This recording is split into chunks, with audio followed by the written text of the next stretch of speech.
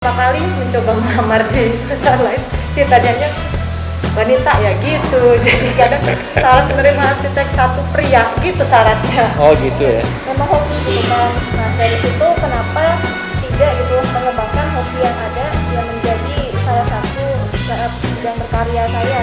Oke. Jadi salah satu yang selalu saya tekankan juga pada mereka yaitu bukan cuma estetika yang harus kita kedepankan, tapi di situ juga harus ada yang namanya fungsi dan flow, layoutnya. Yang akan memberikan nilai lebih ya. Selamat datang di Baby Bebas. Bebas bicara, bebas bahasa. Assalamualaikum warahmatullahi wabarakatuh. Selamat sore. Selamat berjumpa lagi bersama kami Baby Beba, bebas bicara, bebas bahasan. Pada Sabtu hari ini tanggal 24 Juli 2021 dengan tema kita estetika dalam perkembangan dunia usaha. Hadir di sebelah kanan saya itu Mbak Rizka Suciati. Halo, assalamualaikum. Aku Rizka Suciati, biasa dipanggil Ika. Profesi sekarang memang sebagai arsitek, kuliah juga di bidang arsitek, mendalami bidang interior design. Kita juga punya tim di perusahaan sendiri. Oke. Dan juga Mbak Adibila Asolina. Halo, assalamualaikum warahmatullahi wabarakatuh. Perkenalkan saya Abida Solihat. Saya owner dari Fudo Prapi. SSI, MSI ya. Kalau Mbak itu Mbak Rizka ST, sarjana apa sipil, apa arsitektur, oke. Ada banyak yang kita akan kupas pada hari ini. Mungkin sebelumnya kita menanya dulu nih sama Mbak Rizka ya itu ya. Bagaimana penerapan profesi Anda sekarang ini sebagai arsitektur itu bekerja untuk orang lain atau usaha sendiri? Kebetulan arsitek ini kan dari diri pribadi ya, sebenarnya untuk dari hobi, selain untuk diri sendiri juga bagaimana bisa bermanfaat untuk orang lain. Okay. Karena kan bagaimana bisa memuaskan emosional seseorang.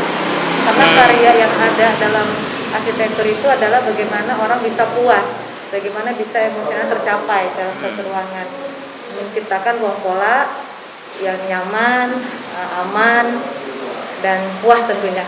Jadi buat orang lain juga saya lakoni sekarang. Gitu ya? Iya. Sudah berapa lama nih? Kalau lulus sejak 2011. Oh dari 2011? 2011 sudah lulus. Nah mungkin kalau dalam karya beberapa, karena kalau wanita ini kan terkendala ketika menikah, mereka akan punya frekuensi waktu yang menurun. Terus kalau misalnya untuk dunia usaha pribadi tetap jalan sesuai hobi. Nah untuk keluar bekerja dengan orang lain, arsitektur wanita mungkin terkendala di lapangan. Beberapa kali mencoba melamar di perusahaan lain, ditanyanya wanita ya gitu. Jadi kadang syarat penerima arsitek satu pria gitu syaratnya. Oh gitu ya. Oke. Iya. Kalau Mbak Abdi sendiri gimana? Mbak Abdi sendiri? Fotografi. Oh fotografi ya, Iya. basicnya fotografi. Terus? Jadi usaha saya itu Fudo Prapi. Fudo Prapi itu apa sih? Jadi Fudo Prapi itu singkatan dari food fotografi. Nah, di sini saya menekuni bidang foto untuk khusus kuliner makanan. Nah oke. Seperti itu, Pak.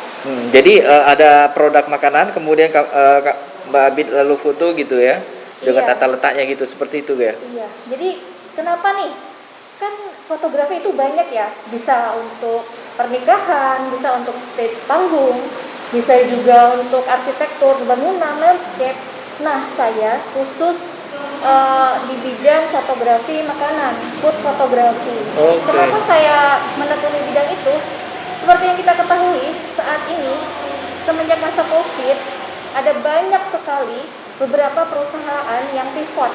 Jadi dia itu beralih dari entah itu fashion ke kuliner, atau yang kuliner sendiri semakin banyak di musim corona ini gitu Pak. Jadi saya melihat peluang, wah sepertinya ini peluang yang bagus gitu.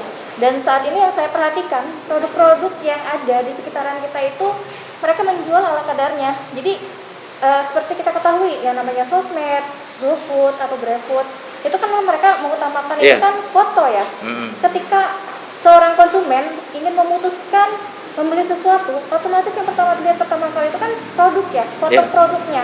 Kita nggak mungkin dong mau beli mie ayam, tapi kita nggak tahu gimana sih mie ayamnya ini, ayamnya seberapa banyak, baksonya seberapa besar. Tentu sebelum memutuskan itu, para konsumen itu melihat dari foto produknya dulu ya, Pak. Oke, kalau Mbak Habib sudah berapa lama nih menjalani menekuni profesi ini?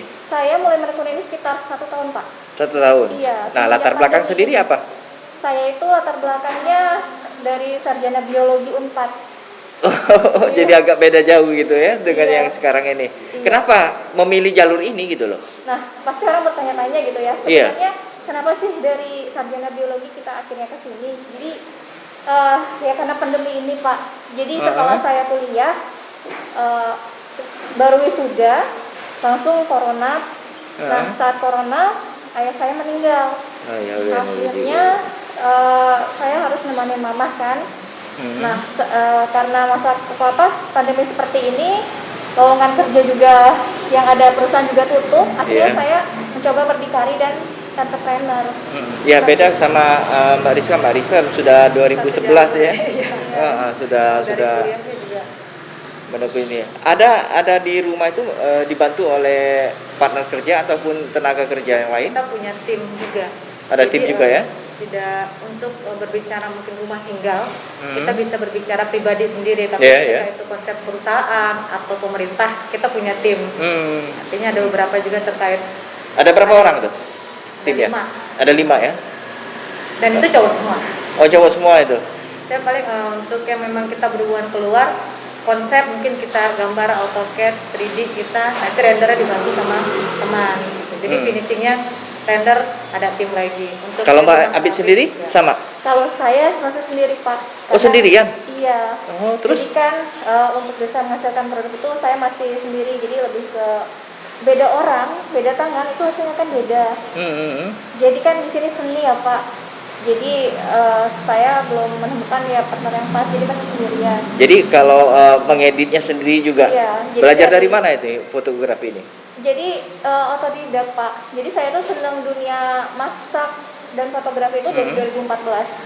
Jadi memang saya itu dari dulu tuh hobinya masak, terus kadang saya upload gitu kan, saya foto, memang hobi gitu kan. Nah dari situ kenapa tidak gitu mengembangkan hobi yang ada yang menjadi salah satu bidang berkarya saya. Gitu, Oke. Pak. Jadi begini, memang di dalam menghadapi masa pandemi ini kita memang dihadapkan oleh situasi yang kadang-kadang menguntungkan dan tidak menguntungkan, yang kita mau tidak mau kita memang harus banting setir ya kadang-kadang ya.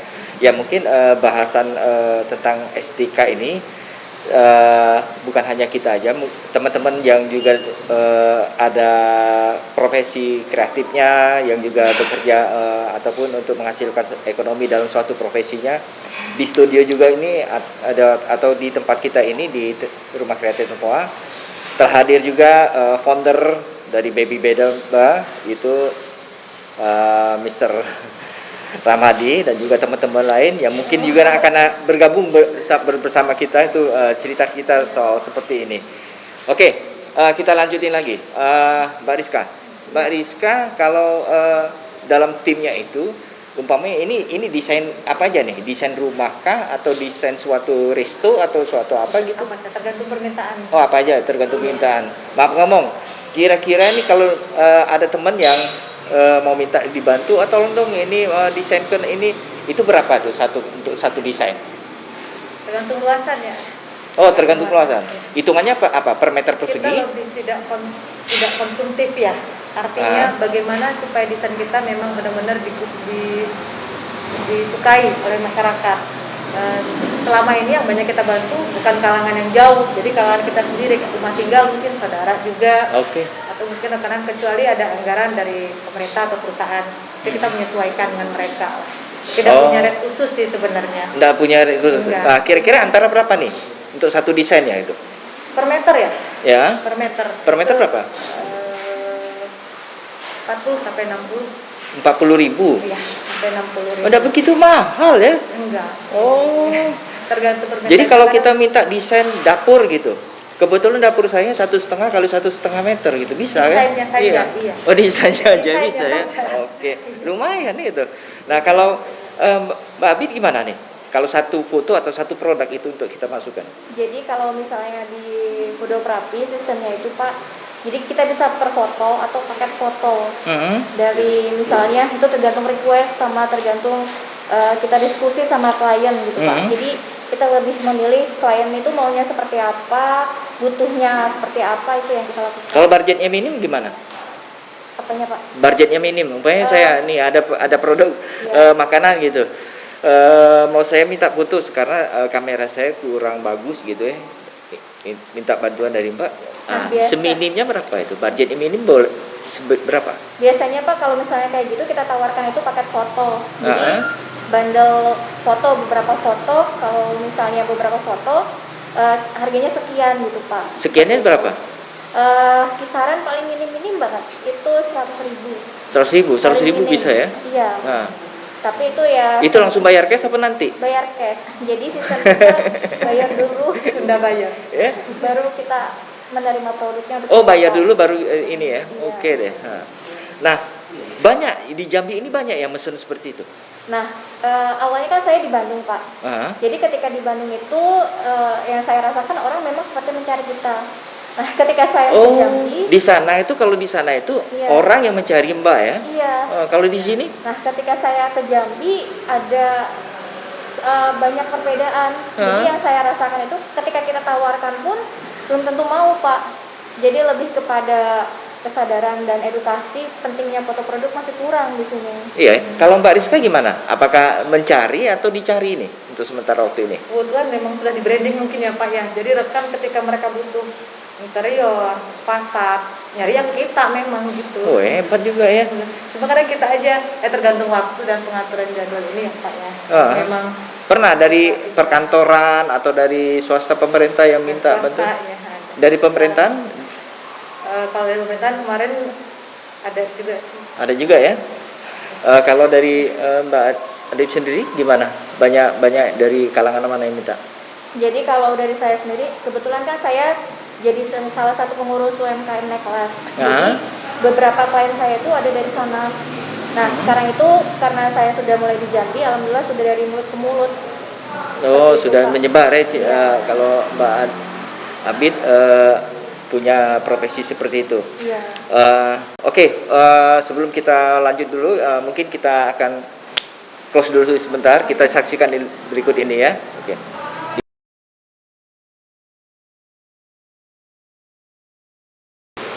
Oke, di dalam menjalani profesi ini ya, suka duka tadi sudah selintas kita dengar ya. Nah, supaya profesi yang Anda geluti ini untuk bertahan, seperti apa kiatnya yang selama ini dilakukan? Misal dari Mbak Rizka dulu deh. Kita lebih ke ini ya, pemuasan rekanan ya. Terus kita juga perkenalkan kayak fasad-fasad lewat publikasi mungkin kita. Kayak sekarang kan update status, mereka bisa lihat, oh ini ada kerjaan ini bagus gambarnya, nanti mereka akan bertanya. Terus dengan apa? Dengan komunitas-komunitas juga mungkin. Kalau saya sih lebih banyak bergabung dengan beberapa organisasi, komunitas, itu juga nanti akan menemukan proyeknya ya dari relasi yang bergabung dengan komunitas apa? IAI ada? IAI Jambi ada? Oh iya Jambi sih enggak. Belum tapi ya? tim kita ada. Oh tim ada juga ya? Kalau Mbak Abid? Kalau saya cara bertahan di Jambi sama seperti Mbak Rizka. Jadi lebih misalnya kita ikut komunitas, terus kita lebih aktif di sosmed. Karena kan dari sosmed sendiri kan jangkauannya sangat luas ya Pak. Yeah. Di situ juga kita bisa mendapatkan klien-klien.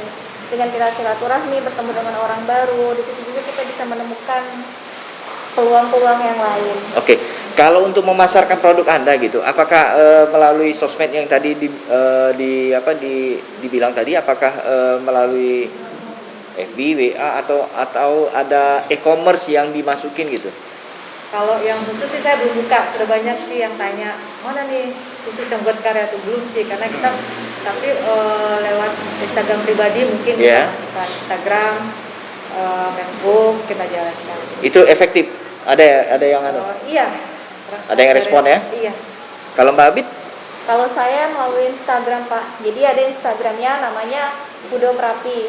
Jadi alhamdulillah juga Pak, selain dari Pulau Sumatera, beberapa langganan saya yang di Bandung, Ya. yang ada juga di Bekasi, alhamdulillah ngirim produknya ke kita juga. Oh, gitu ya. Iya, online. Jadi tetap ada respon dari luar dari luar Jambi sendiri ya. Ada, karena Ah. kan mungkin ya namanya fotografer itu banyak, mungkin lebih kepada selera orang beda-beda ya. Jadi Iya. mungkin ada yang memang udah cocok, akhirnya alhamdulillah tetap mau jauh-jauh kirim ke saya gitu Pak. Oke, kalau sebulan total berapa nih? Sebulan, Dapatnya? wah kalau selama pandemi ini dan selama di jam ini menurun drastis Pak. Mungkin penurunan itu ada sekitar 70% itu ada. Ya, kalau sekarang kira-kira berapa? Di angka berapa? Ada 10, Eh, 15 juta? di bawah itu, Di bawah itu? iya. 5 juta ke atas masih? Sekitar masih Pak, di jam ini saya ngerasa menurun banget. Kalau Mbak Rizka sendiri berapa? Mbak Rizka omset sebulan nih? Itu tergantung proyek ya, yang namanya. Total aja, ambil total aja. Ya, kalau kita kerja kadang 2 bulan ini ya kita dapat, tapi begitu 3 bulan lagi nggak dapat proyek kita kosong, kan kadang Oh, begitu. gitu. Tapi kalau misalnya dirata-ratain per tahun misalnya gitu ya, dari kita dibagi tim berlima, ya antara 5 sampai 10 sekitar gitu. Oke, masih lumayan lah ya. Karena di luar kita ini lebih banyak teman-teman yang lain gitu, bahkan tidak ada sama sekali gitu. Iya, Nah, kemudian ini NPWP ada ya? ada. Ada, Mbak? Taat pajak kita. Ya, kalau saya sarankan memang di e-commerce coba dimasukin e-commerce.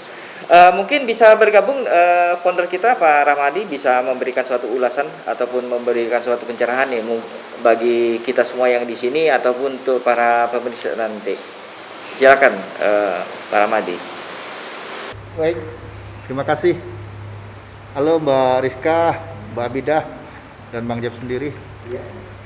Halo sahabat semua, BB Beba, senang sekali ketemu lagi hari ini. Hari ini topiknya sebetulnya agak unik ya, karena berbicara tentang estetika. Nah, satu hal yang menjadi pertanyaan bagi saya, baik dari sisi fotografi untuk makanan, ya, ataupun dari sisi arsitek dari sisi arsitek. Nah, arsitek itu setahu saya selama ini kan ada dari sisi estetika untuk interior ya, interior dan eksterior. Kemudian dari itu apa istilah satu lagi itu untuk struktur ya, gitu ya Mbak ya. Kemudian sama juga dengan fotografi untuk food. Di bidang saya yang selama ini saya juga sering bergaul dengan teman-teman. Salah satu yang selalu saya tekankan juga pada mereka yaitu bukan cuma estetika yang harus kita kedepankan, tapi di situ juga harus ada yang namanya fungsi dan flow, layoutnya. Apalah arti sebuah bangunan yang bagus, indah, tataran ruang bagus, tapi fungsi nggak ada, nggak ketemu. Jadi kan ini memang harus sama-sama sejalan, selaras, begitu kan. Nah, ini yang harusnya saya rasa kalau untuk Mbak Abid diberi pengertian kepada mereka. Kalau ciri khas Jambi ini, bukan saya bilang Mbak Abid nggak paham, tapi Mbak Abid kan baru datang nih ke Jambi dari luar begitu ya. Nah, bukan saya bilang orang Jambi tidak paham, tapi kebiasaan kita di Jambi itu bila mana belum betul-betul merasakan manfaatnya, gunanya, maka dia merasa kurang butuh. Begitu. Jadi mindsetnya yang harus dibuka, sama gitu. Sekarang misalnya Mbak Rizka nggak terlalu nih dalam hal memasarkan produknya, orang sudah cari, karena orang bisa langsung lihat, begini bentuknya, begini hasilnya, begini manfaatnya, gitu. Minimal orang merasa wah, harga bisa naik. Nah, kalau untuk makanan, bagi mereka di kita yang sebetulnya sudah mulai diakui, fungsi kemasan itu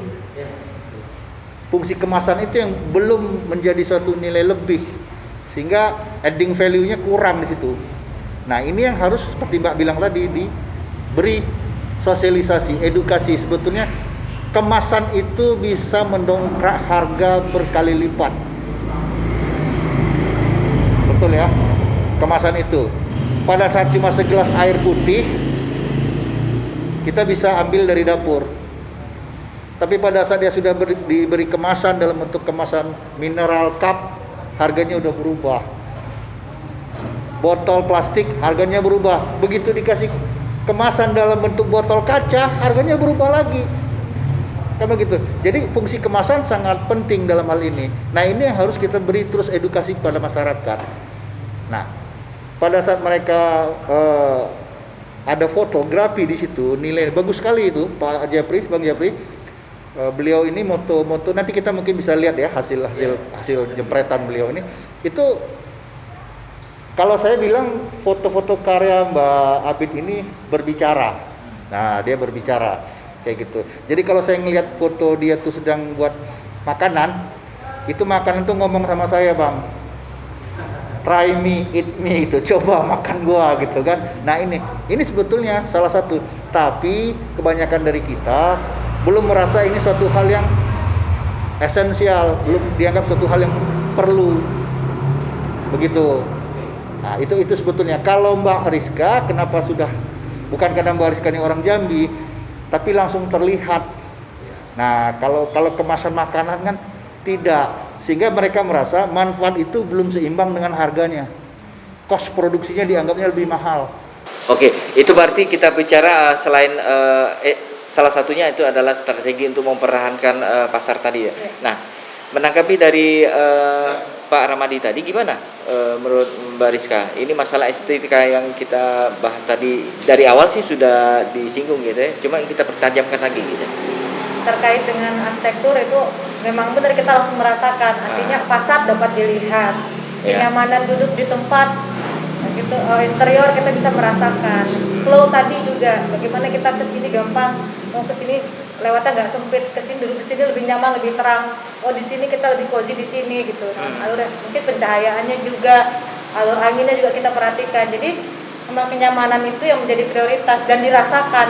Sehingga kalau misalnya kita mau memuaskan customer, dia akan berbicara lagi dengan customer yang lain gitu. Dan itu mungkin timbul relasi ya melalui dan itu ada manfaatnya, ada manfaatnya itu bagi itu terasa sendiri untuk mendongkrak dalam artian pasar Anda gitu ya. Iya. Nah, kemudian terkait dari Mbak Abid yang dibilang oleh Pak Ramadi tadi, kira-kira bagaimana sudah mempelajari ataupun setidaknya gitu mengenal apa kearifan budaya lokal di sini yang dikombin dengan fotonya Mbak Abid. Jadi saya setuju ya yang dibilang sama Om Adi tadi.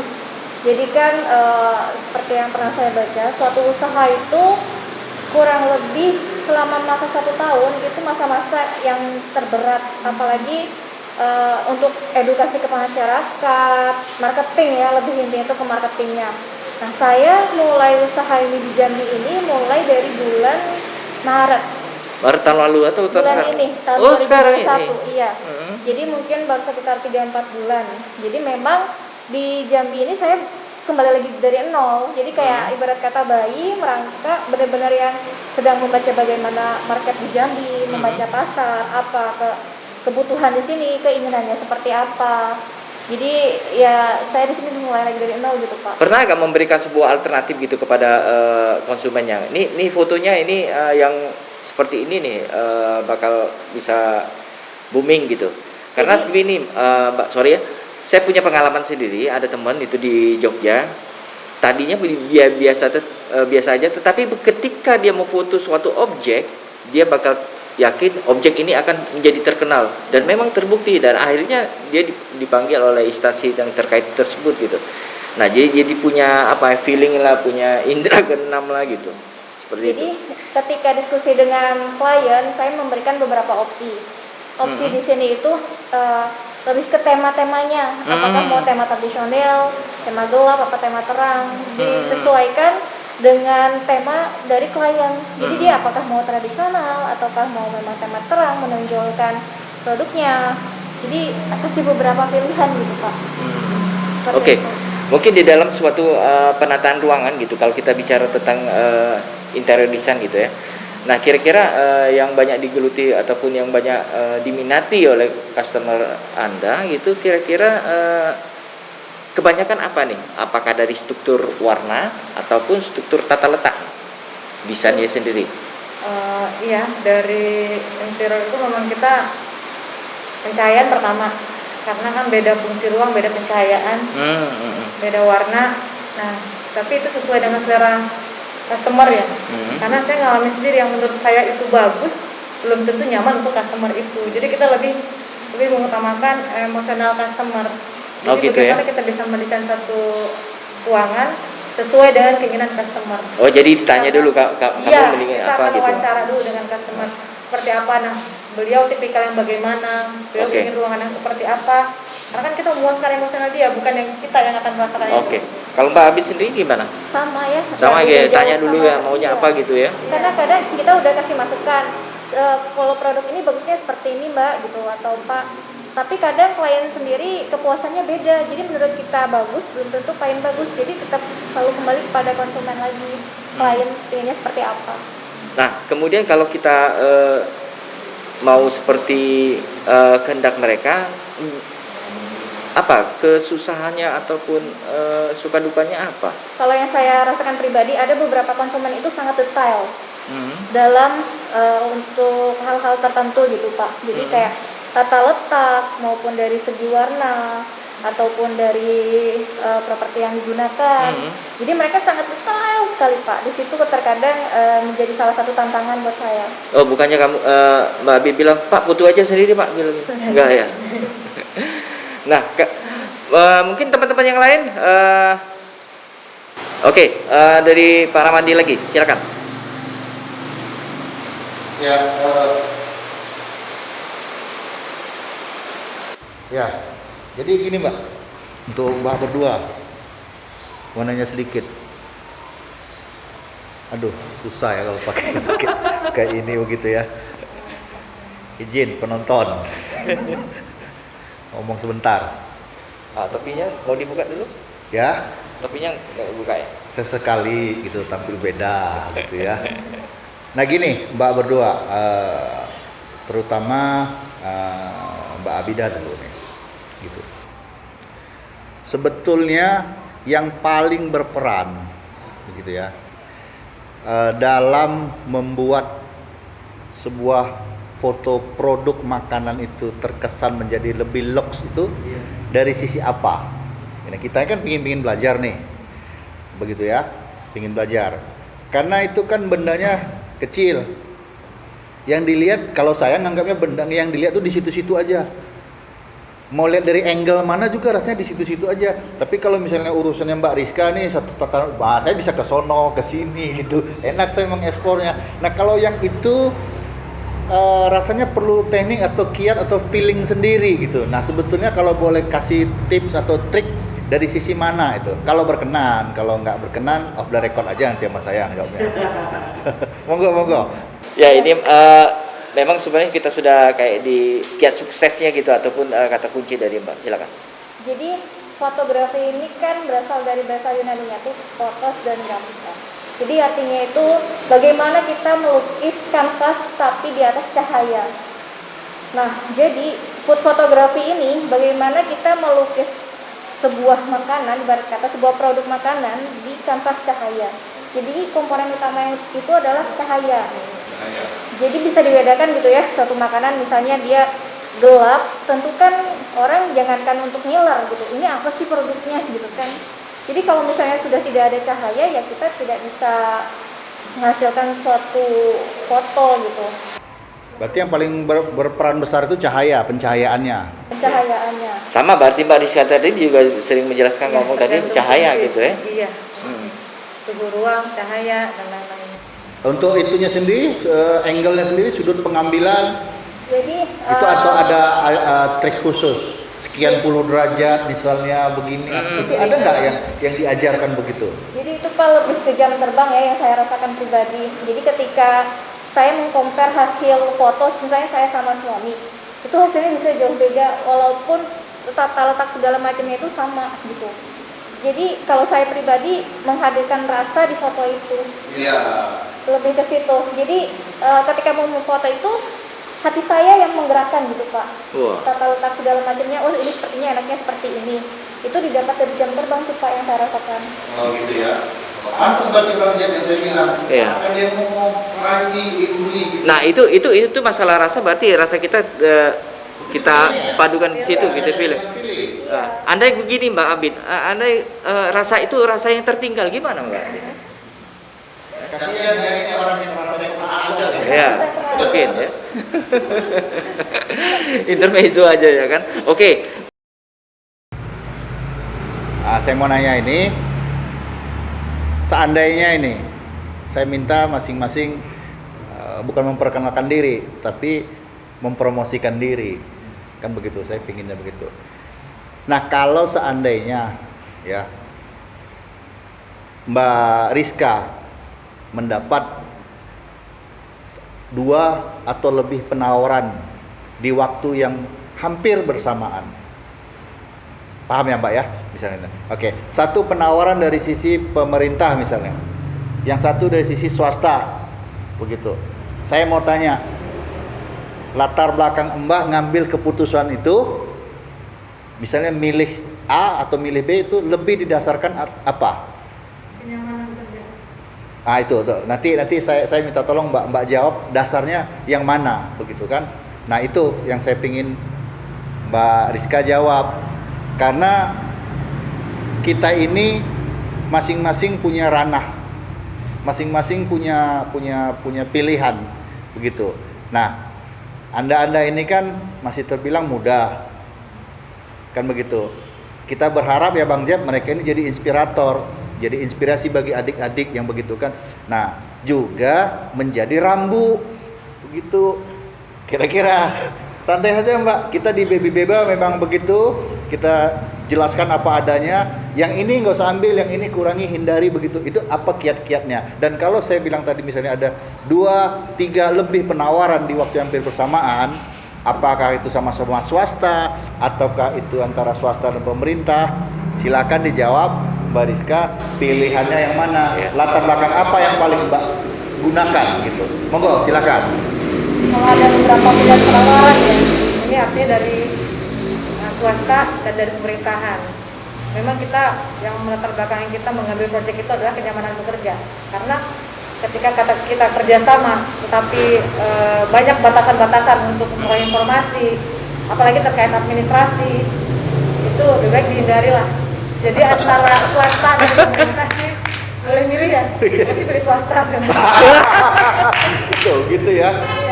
Jadi permasalahannya kadang bukan cuma di masalah besaran nominal ya, bukan, tapi masalah mungkin fleksibilitas, kenyamanan bekerja, atau langsung aja nggak banyak diatur-atur gitu ya. Lebih tidak banyak retorika gitu kan. Itu Bang Jek, makasih kan begitu. Karena beberapa rekanan saya itu saya lihat mereka memilih. Ada yang satu lebih senang urusan yang tender atau kedinasan. Ada satu pihak yang nggak ada Bang, gue lebih milih yang swasta. Nah tentunya kan mereka ini masing-masing punya pola pikir. Nah begitu. Nah saya pingin menyelami sudut pandang mereka atau latar belakang mereka berpikir, kenapa mereka ambil ini. Kalau Mbak Rizka kan jelas lebih pada kenyamanan kerja, mungkin koordinasinya, begitu kan. Nah itu Bang Jeb, yang saya mau tanya tadi kan, kalau beliau nggak itu saya tanya, karena jarang kalau pemerintah tuh nggak ada pemerintah main turun kue kan, nggak ada. Ya paling kan kalau di pemerintah dari sisi koperasi begitu ya. Tapi kalau saya bertanya sama Mbak Abid itu begitu ya, hampir sama begitu ya posisinya. Pada saat beliau diminta, Mbak Abid ini diminta untuk melakukan fotografi produk begitu ya, Mbak lebih pilih mana begitu? Yang bicaranya landscape, bangunan atau bagaimana, atau yang berbicara tentang food, lebih sukanya yang mana gitu? Lebih dasarnya di mana? Anggap sekarang pilihannya adalah gedean bayaran yang landscape ketimbang food. Nah itu pilihannya gimana? Saya ingin menyelami cara Anda berpikir, itu saja. Sorry, silakan. Saya lebih ke arah kemana passion ya. Ya, Om. Gimana Pak? Lebih ke arah ke passion. Jadi Passion. mana yang hati saya itu dapat feel-nya. Lebih ke situ. Karena ketika kita mengerjakan dari hati, hasil yang akan diterima orang itu beda.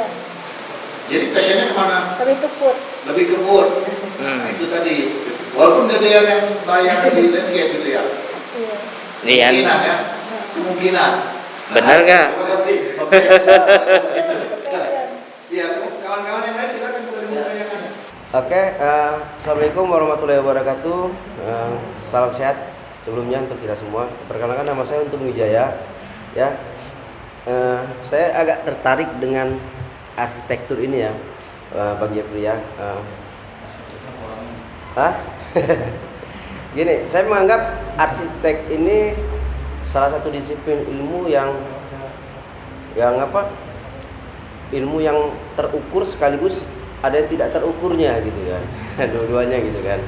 Terukurnya dalam artian di situ ada hitung yang pasti ya, mendekati sipil gitu kan untuk materialnya gitu ya. Nah, yang kedua di situ ada sense of art-nya si arsitek itu ya dalam memberikan sentuhan yang akan memberikan nilai lebih ya. Nah, jadi seru sih kayaknya dunia arsitek nih kalau saya mulai gitu kan. Jadi, nah yang pengen saya tanyakan ke Mbak Siska itu masalah tentang terukur dan tidak terukur tadi itu Mbak Siska dalam menentukan range harga itu seperti apa gitu kan. Kalau yang terukur mungkin udah relatif gampang lah ya Mbak ya, menetapkannya ya, standar harganya itu. Tapi yang tidak terukur tadi ya yang ada di situ sentuhan sense of art-nya itu, nah itu gimana cara menjelaskan dengan klien kan, karena tergantung kita satu frekuensi ya. Kalau kita satu frekuensi dengan klien kita kan enak ngomongnya tuh ya, dapat kan. Tapi bagi yang tidak kan susah. Itu kan bagi Anda katanya, bagi saya nggak bagus. Sifat relativitas tinggi di situ kan. Nah yang kedua Mbak, mumpungnya ini kayaknya Mbaknya masih muda ya tadi katanya tadi kan gitu kan. Terus ada nggak sih upaya-upaya untuk menggali atau menjelajah arsitektur Nusantara kita ini itu dalam sentuhan yang bahasanya sekarang tuntutan zaman yang modern lah gitu, yang terkenal kalau karya lokal tuh dengan apa ya, ketinggalan gitu-gitu, itu stigmanya seperti itu kan, padahal kan enggak juga kan sebenarnya kan. Tinggal kita bagaimana memberikan sentuhan karya lokal, arsitektur lokal kita itu kan kayaknya memiliki, ya kalau saya lihat sekilas lah ya, mungkin Mbak mungkin yang nanti lebih tahu bahwa memiliki nilai seni yang tinggi gitu kan. Tinggal bagaimana nanti memberikan sentuhan itu melalui apa materialnya atau apa ya, di dunia arsitektur gitu loh. Jadi setiap daerah mungkin nanti akan menonjol sendiri yang membentuk karakter arsitekturnya di setiap daerah gitu kan. Kita apalagi di Indonesia ya, dengan berbagai macam ribuan suku provinsi gitu kan ya. Ya Mbak, terima kasih untuk sementara itu aja. Assalamualaikum warahmatullahi wabarakatuh. Langsung dijawab ya Pak? Langsung aja. Terima kasih Mas Untung.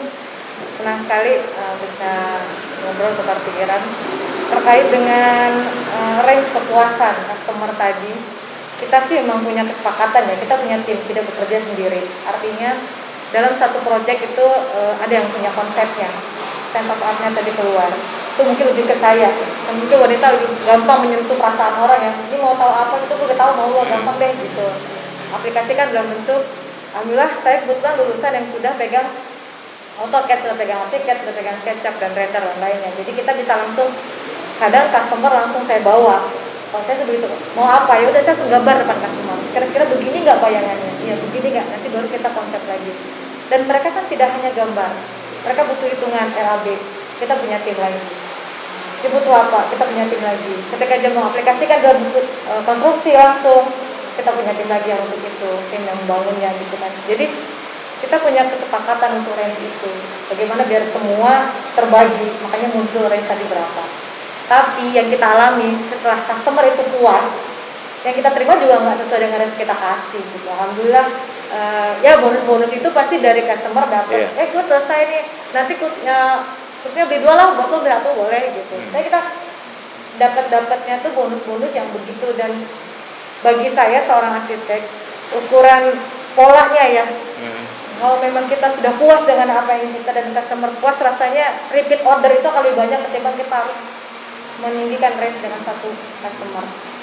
Itu tadi terkait range. Nah, selanjutnya kalau memang arsitektur Nusantara, kita sudah pernah coba, saya pernah juga dapat proyek gerbang candi. Susah ya relief itu memang kita lakukan gitu. Dan itu jadi membuat saya belajar gitu. Ini relief apa sih? Kepo kan jadinya kita gitu. Apa aja kita belajar budaya, belajar sejarah. Alhamdulillah punya kakak yang memang kerja di kebudayaan. Beliau banyak juga ngasih support nih, coba motif ini bagus. Kalau lu bangun di Jambi misalnya kafe, coba kafenya ada deh kayak patungnya di candi itu satu taruh di sana. Nah, jadi kalau kita foto, ada foto boothnya yang menjelaskan, oh ini kafe di Jambi gitu. Ada begitunya ya, kayak tempo gini, oh udah jelas ya. Kelihatan semuanya, nggak perlu di shoot lagi. Tapi itu juga balik lagi ke yang punya project. Kadang kita juga mau nggak kita kasih, nggak usah lah ini aja, oke. Kita tidak bisa memaksakan. Tapi ya itu artinya ketika kita mau belajar sementara, semua mau, cuma kita harus balik lagi belajar budaya dulu, asal usulnya dan lainnya, karena takut kita masih yang minim mungkin informasi terkait itu. Nanti belajar dulu lah. Kalau bisa belajar, aku sih tertantang banget pengen tahu khususnya untuk Provinsi Jambi. Mungkin nanti dengan lebih banyak komunikasi terkait kebudayaan, bisa lagi ekspor arsitek apa sih untuk Provinsi Jambi. Barangkali itu. Oke, terima kasih semua. Ya. Oke, assalamualaikum warahmatullahi wabarakatuh. Waalaikumsalam. Untuk Mbak Rizka nih. Nama dulu. Oh, nama dulu ya. Nama dengan Rido, basic IO. Nah, tadi nyinggung sedikit bicara desain. Tapi kalau tadi dari yang Mbak jelaskan lebih banyak ke bicara struktur bangunan ya Mbak. Selama ini dapat pekerjaannya. Nah, yang pengen saya tanya, apakah dari sekian lama berkarir di profesi desain, pernah nggak pegang handling desain ataupun properti dalam untuk kegiatan sebuah event? Bisa dalam bentuk booth ataupun properti ataupun desain landscape satu area ruangan event, apakah pernah atau belum? Itu satu yang mau saya tanyakan. Nah, yang kedua, tadi agak sedikit nyambung ke pertanyaan Bang Untung terkait bicara desain itu kan berpengaruh dengan besaran biaya, cost. Dan itu sangat satu dengan profesi itu jelas sangat berbanding lurus dengan penawaran yang biasa kita lakukan dengan klien kita untuk properti event gitu. Nah, yang pengen saya tanyakan itu Mbak, tadi Mbak udah sedikit jelaskan ada tim khusus sendiri untuk bicara material yang dipergunakan pada saat sebuah desain itu disetujuin gitu. Nah, dari selama ini berjalan kan pada saat tadi Mbak katakan kita selalu ngobrol dengan klien, kita diskusi, kita harus tahu minat, ketertarikan dia ataupun kesenangan dia dengan desain ataupun pengennya dia seperti apa desain itu. Apakah membahasakannya Mbak, ini balik lagi kalau tadi di tempat sebelumnya orang datang ke Mbak karena memang udah tahu dan habit kotanya memang kebutuhannya harusnya seperti itu, pada saat dia punya usaha, ini gimana nih biar eye catching produk-produk kuliner gue nih. Terima kasih Mas Rido. Ya. Alhamdulillah disambut baik untuk setup tadi. Untuk yang landscape IO itu sekarang sih kita belum pernah kerjakan landscape dulu. Yang untuk bentuk landscape ada pasar tradisional, sama ya, gitu juga bentuknya kan, jualan juga gitu. Pasar tradisional Tanjung Jabung Barat kita pernah kerjakan. Cuma perencanaan, pelaksanaannya diambil sama yang lain, konstruksinya yang lain. Tapi kalau rumah tinggal, kalau konsep rumah tinggal, kita konsep bikin desain kan kita diem tuh di sana, kita ngerasakan anginnya, kita tahu cahayanya, kita tahu hujannya dari arah mana.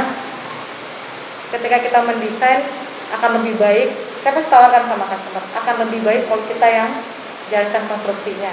Tapi jika memang mereka menyerahkan orang lain, silahkan. Mungkin mereka akan minta bantu pengawasan.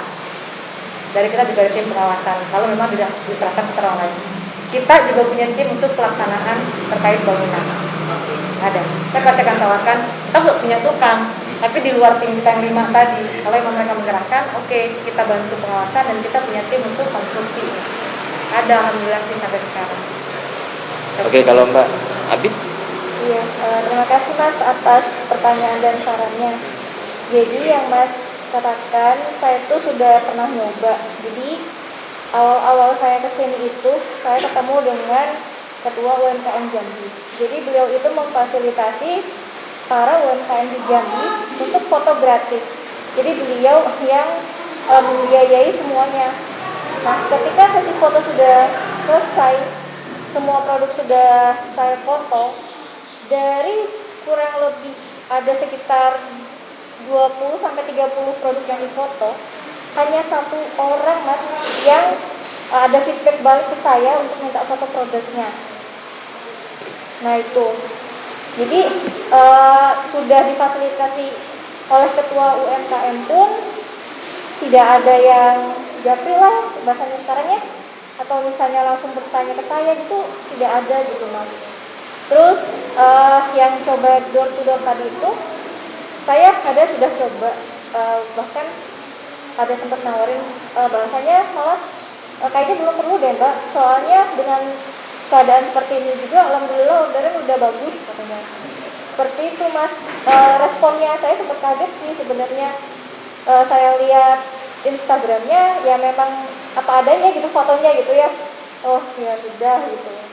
Seperti itu Mas. Jadi mungkin edukasi kali ya, edukasi pentingnya foto produk seperti itu. Tambahan saran Mbak, kalau tadi Mbak beracunnya ke sosial, Mbak nggak punya sosial untuk dia sama?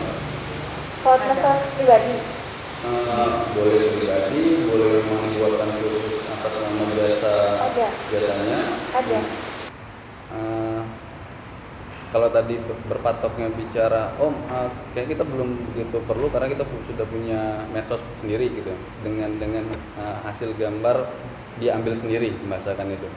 Nah mungkin saran juga Mbak, kalau tadi memang kita pede dengan karya kita, hasil kita itu bagus, kenapa nggak coba dibuatkan sekaligus saja bahasakannya medsos yang memang berdasarkan hasil karya kita, tapi ya membahasakannya itu jadi nilai plusnya.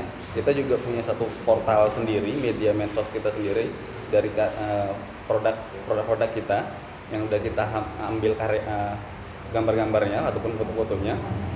Itu kan satu nilai plus pada saat kita tidak hanya menawarkan jasa by klik fotonya doang, tapi kita udah ada media khusus sendiri di usaha kita yang memang orang bisa melihat, termasuk pun itu juga bagian dari promosinya mereka.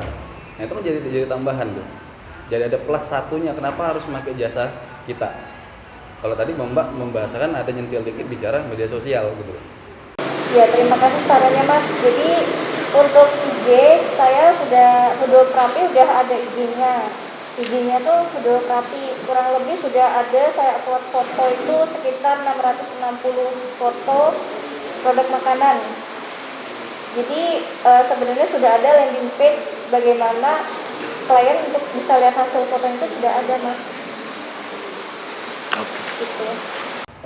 Oke. Itu yang udah Mbak lakukan ya?